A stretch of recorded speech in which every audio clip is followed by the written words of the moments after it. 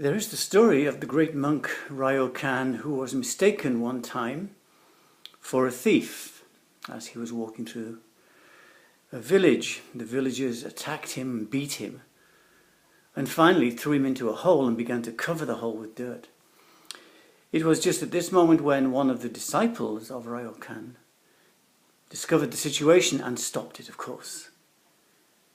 He rescued Ryokan, he told the villagers who he was. The villagers were apologetic and helped clean the monk and clean his robes, and finally left him alone. Ryokan and his disciple walked away, and the disciple said, "Why did you not tell them who you are?" And Ryokan answered, "They were so angry, they could not hear anything." The sound of anger in our head, in our heart, in our life is deafening. When anger manifests, we can't hear anything. The idea of a logical argument falls out of the window when we have anger. One master was asked, "Why do people shout when they're angry?" And he answered, "Well, simply it's because we feel so far away from the people in front of us." Anger is divisive. It says, anger always says, "I'm right and you're wrong and you should change everything to fit my idea." But of course, anger is a manifestation of fear. And fear is never your friend. We have to take care in our life. I don't say be reckless. I don't say drive with your eyes closed. I don't say don't investigate possibilities. But don't let fear dictate how you live, because it doesn't help you in the end. It doesn't help you. And in fact, if we reflect even further, it's only when we have fear that we can be controlled. When there is no fear, when there is only the manifestation of love in our life, then we see the world has nothing that we want. And so we can be free, and we can trust our heart and follow our heart and pursue the most noble goals and not be tricked into this very divisive idea of us and them, right and wrong, good and bad, etc., etc., etc. That we flow with life, taking our stability not from fear, but from love. So I was blessed to train with my master for a long time, almost 30 years. But he told me this story of an English lady that came to the monastery one time and was so angry with him. Just that part of the story when he was telling me was surprising, because he was such a lovely little man. He was so beautiful. He just manifested love. It was hard for me to believe that anyone could be angry with him. But nevertheless, he said this lady was so angry. She stood in front of him. Her face was red. Her fists were clenched. And she verbally abused him.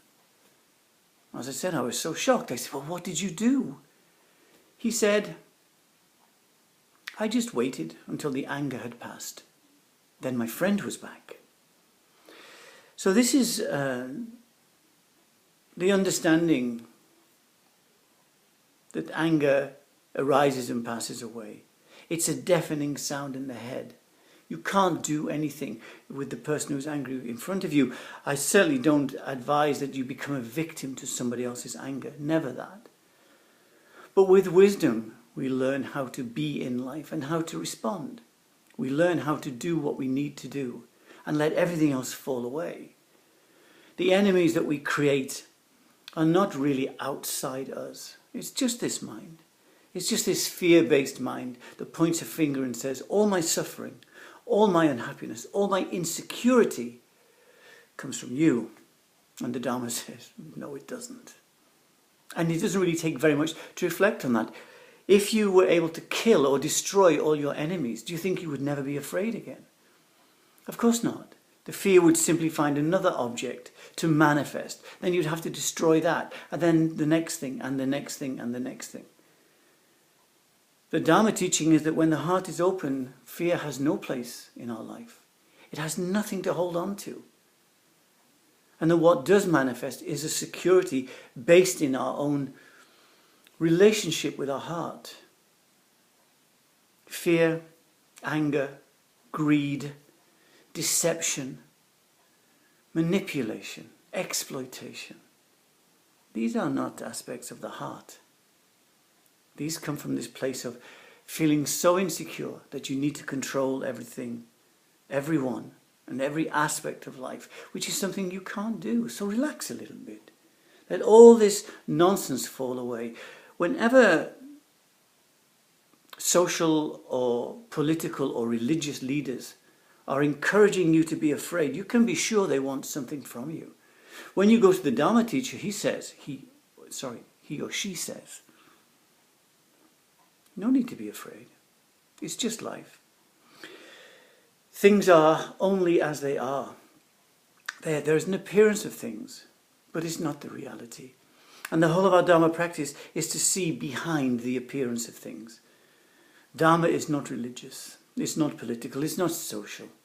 It's the opening of the heart so that you can be happy, so that you can recognize and embrace the fearless state and then share that joy and that love and that compassion with all beings.